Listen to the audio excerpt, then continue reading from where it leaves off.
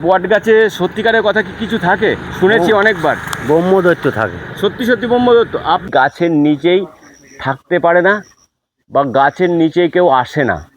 আর গাছটা কিন্তু সত্যি অতি ভয়ঙ্কর। গাছের এরা কি করে, ভূতকে চেপে ধরে, একদম ডাইরেক্ট ভূত চেপে ধরবে বলে ধরেই জালের মধ্যে পুড়ে নিয়ে, বস্তার মধ্যে পুড়ে নিয়ে চলে আসবে। এই হাওয়াটা নাকি উড়তে উড়তে আসে, উনি ওইটা লক্ষ্য করেছেন। তা ওই হাওয়াটা এসে এইখানে দাঁড়িয়ে যায়। আচ্ছা, মানুষ বলে গাছে নাকি ভূত থাকে, গাছে নাকি ভগবান থাকে। তো এই বট গাছটাতে ভগবান আছে, যেখানে আমরা আজকে প্রমাণ সহকারে এসছি। যেখানে এসছি এই গাছে আমাদের, যাই হোক, আমরা এখনো পর্যন্ত কোনো গাছে ভূত বা ভগবান দেখিনি। গাছে এখন রাতে কে থাকে? ভূত ভগবান এরাই থাকবে, তাছাড়া তো আর কেউ থাকতে পারে না। যেখানটায় এসছি আজকে একটা মানে বিদঘুটে একটা বট গাছ। আর বট গাছ তো দেখতে বিদঘুটেই হয়, কিন্তু সে কিন্তু আমাদের শান্তি দেয়। একটা শান্তির গাছ থাকতে গেলে সেই বট গাছই আছে একমাত্র।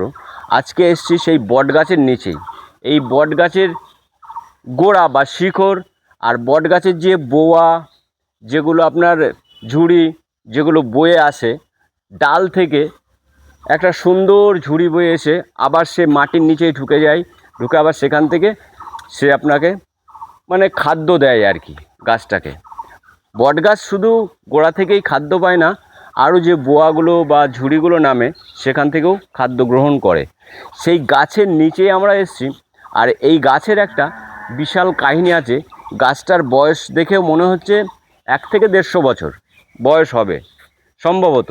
সেই গাছের নিচেই আগে শুনেছি, আমাদের এখানকার স্থানীয় লোকরা আমাকে গল্প বলেছে যে গাছের নিচেই নাকি কেউ আসতে পারে না।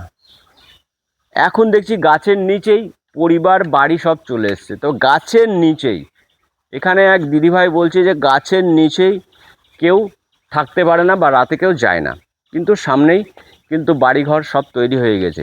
সেই গাছের নিচেই আমরা দেখব। আর গাছের নিচে কিছু ভয় টয় আছে নাকি সেগুলো আমরা দেখার চেষ্টা করব বা আপনাদের দেখাবো, আসেন ভিডিওর মাধ্যমে। যাই হোক, এই গাছটা কিন্তু যেমন নাম বট গাছ, আর দেখতে কিন্তু অতি ভয়ঙ্কর। গাছের চারি সাইডে কিন্তু গ্রাম আছে, তবুও বলছে রাতে কেউ নাকি এই গাছের নিচেই থাকতে পারে না বা গাছের নিচে কেউ আসে না। আর গাছটা কিন্তু সত্যি অতি ভয়ঙ্কর। গাছের চারি সাইড দিয়ে, গাছের কিন্তু দেখুন মূল কাণ্ড যেটা, সেটা কিন্তু একদম বেশি মোটা নয়, কিন্তু চারিদিক থেকে এত বোয়া বা যে শিকড়, যেগুলোকে আমরা বলি ঝুড়ি, সে কিন্তু প্রচুর পরিমাণে ছেড়েছে। আর এই গাছটা কিন্তু বলছে 1 থেকে 150 বছরের পুরাতন, এখানে যারা ছিল তারা বলছে। আর এই গাছের নিচে দিয়ে কিন্তু আজকে আমি যাব, দেখব। আর গাছের নিচে বলছে তো রাত্রিবেলা যেতে পারে না, তো দিনের বেলায় কোনো ভয় নেই নিশ্চয়ই। তো চারি সাইডটাই আপনাদের দেখাবো। আর এই সাইডটা কিন্তু জঙ্গল আছে, সেগুলো আপনাদের দেখাবো। বা এই গ্রামের রাস্তাও আছে, এই যে গ্রামের রাস্তা যেখান দিয়ে আমরা এসছি, এই যে এই সাইড দিয়ে রাস্তাটা মাঠের দিকে চলে যাচ্ছে। আর এই যে গাছ, তো আমরা চেষ্টা করব যে গাছের নিচেই কিছু আছে নাকি দেখার জন্য। চলুন আরও গাছটাকে ভালো করে সুন্দর করে দেখে নেওয়া যাক। এই গাছটায় কিন্তু কোনো পুজো হয় না বা এখানে কোনো মেলাও হয় না। প্রত্যেকটা গাছের নিচে আমরা শুনেছি মেলা বা ষষ্ঠী পুজো বা পুজো এইগুলো করা হয়। আর এখানে যে গাছের সামনে একটা পরিবার আছে, একটা ফ্যামিলি, তাদের মুখ থেকেও আপনাদেরকে শুনে কিছু দেখাবো বা শোনাবো। এই গাছের নিচে দিয়ে আমি যাচ্ছি, এখনো পর্যন্ত কিছু কিন্তু পাইনি, দেখতে পাচ্ছেন। আর এই দিকটা কিন্তু পুরো জঙ্গল, সাইড দিয়ে গাছটা কিন্তু বিশাল বড় এলাকা জুড়ে নিয়ে আছে।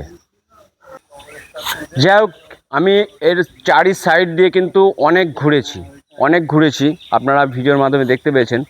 চারি সাইড দিয়ে ভিতরটা নোংরা আবর্জনা হয়ে আছে, তার জন্য আমি ভিতরটা যেতে পারছি না। আর এখানে এক দিদি বলছে যে এই গাছের নিচেই নাকি কেউ রাত হলে শুয়ে থাকতে পারে না।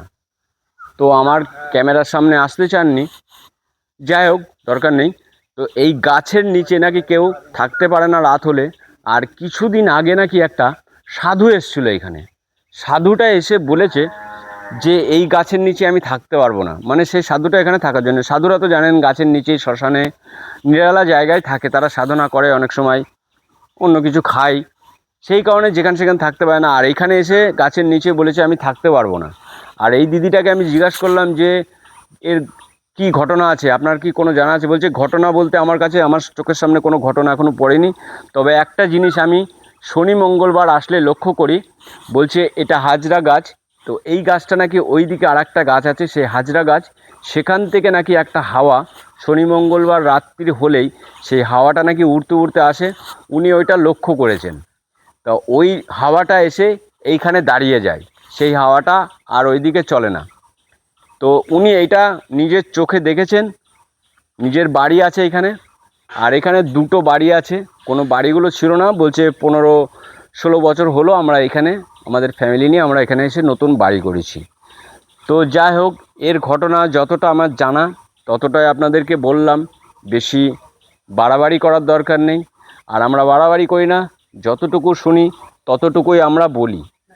যাই হোক, যদি এই ভিডিওটা আপনাদেরকে ভালো লেগে থাকে, এমন ভিডিও যাদের পছন্দ যে এমন গাছের গোড়ায় কি থাকে, ভগবান থাকে নাকি ভূত থাকে, তো আমরা তো জানি না। আমরা আজ পর্যন্ত অনেক জায়গায় রাতে দিনে ভিডিও করে বেড়াই, তো আমাদের চোখের সামনে এখনও পর্যন্ত কিছু পড়েনি বা দেখতেও পাইনি। আগেকারের লোকের মুখ থেকে অনেক কিছু শোনা, অনেক কিছু গল্প আমরা শুনে শুনে সেইগুলো আপনাদেরকে তুলে ধরি। যাই হোক, আজকে চলে এসেছি আমরা রামপুর বলে একটা জায়গা, যেখান থেকে আপনার ঝাউতলা থেকে গ্রামের মধ্যে পার করে একটা খাল পার করে আসতে হয়। সেই খালটা আপনাদের দেখাবো। সেই খাল পার করে এসে এখানে একটা বট গাছ আছে, সেই বট গাছের নিচেই বলছে এটা হাজরা বট গাছ, এখানে কোনো পুজো পার্বণ হয় না। সেই গাছের নিচে এসে ভিডিওটা আমরা বানালাম। দেখুন, আপনারা যদি ভালো লাগে আপনাদেরকে কমেন্ট করবেন, কমেন্ট করলে আমরা বুঝতে পারবো যে আপনাদের ভিডিও কেমন লাগছে। তো চলুন এবার আমরা যে খাল পার হয়েছি সেই খালটা একটু দেখাবো আপনাদেরকে। আর দেখুন, আমরা কিন্তু আমাদের আবার ভূতের ভয় তো বেশি, যেখানে ভয় ভূতাশা থাকে সেখানে কিন্তু এদের দল বেঁধে যায়। এই যে দেখুন 4-5 জন যায়, এই যে আজকেও কিন্তু সেই 4-5 জন দল বেঁধে চলে এসেছিলাম সেই গাছের গোড়ায়। কি ভূত আছে আবার আমাদের এখানে, যে এমন এমন এই যে ছেলের মুখ দেখছেন, এর মধ্যে আবার ভূতকে চেপে ধরার মতো লোকও রয়েছে। এরা কি করে, ভূতকে চেপে ধরে, একদম ডাইরেক্ট ভূত চেপে ধরবে বলে ধরেই জালের মধ্যে পুড়ে নিয়ে, বস্তার মধ্যে পুড়ে নিয়ে চলে আসবে। যাই হোক, কথা বলতে বলতে যে রাস্তা দিয়ে আমরা এসছি, মানে গাছের নিচে ছিলাম, এই যে ওই যে গাছটা ভালো করে আরেকবার দেখিয়ে দিচ্ছি আপনাকে। ওই গাছের নিচে গেছিলাম, এই যে এইটা রাস্তায় যে খুব কাদা, হিন্দিতে বলছি কিচার, সেই কিচারের মধ্যে দিয়ে আমরা গেছিলাম।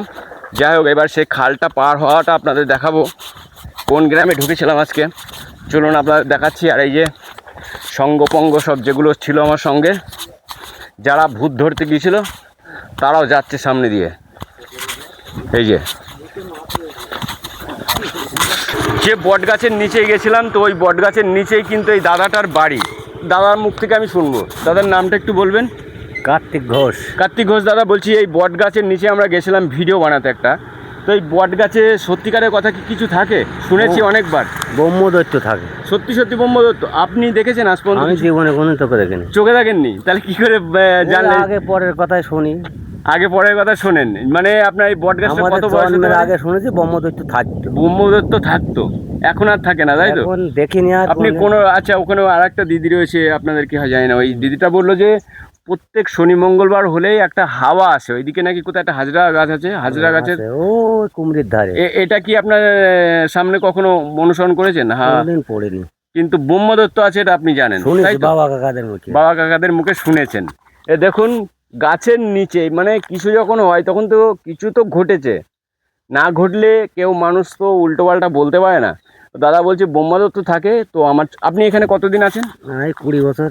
20 বছরের মধ্যে আপনি কিছু দেখতে পাননি, তাই তো? আচ্ছা, এখানে নাকি একটা সাধু এসেছিল, ওনাকে বলেছে আমি থাকতে পারবো না এই গাছে, এটা কি সত্যি? এটা সত্যি? চলে গিয়ে যাইছে। একদিনও ছিল রাত্রি ওখানে? একদিনও থাকতে পারেনি। একদিন মানে থাকতেই পারেনি? রাতে এসেছিল না দিনে? দিন মানে রাত্রেই এলো। রাতে এসেছিল, এসে দেখে শুনে বলছে আমি এখানে থাকতে পারবো না। যাই হোক, ভিডিওটা শুনলেন। এবার যে খালটা পার হয়েছিল সেই খালটা পার হয়ে এসেছি, সেই খালটা আপনাদের দেখাবো। দাদার মুখ থেকে তো আপনি শুনলেন যে মিথ্যা কথা আমরা বলি না। এখানকার স্থানীয় দাদার বাড়ি, আরেকবার নামটা বলবেন? কার্তিক ঘোষ। কার্তিক ঘোষ দাদার মুখ থেকে তো আপনারা শুনলেন যে মিথ্যে প্রচার করি না বা মিথ্যে ঘটনা আমরা তুলে ধরি না, যেগুলো সত্য ঘটনা সেগুলোই তুলে ধরি।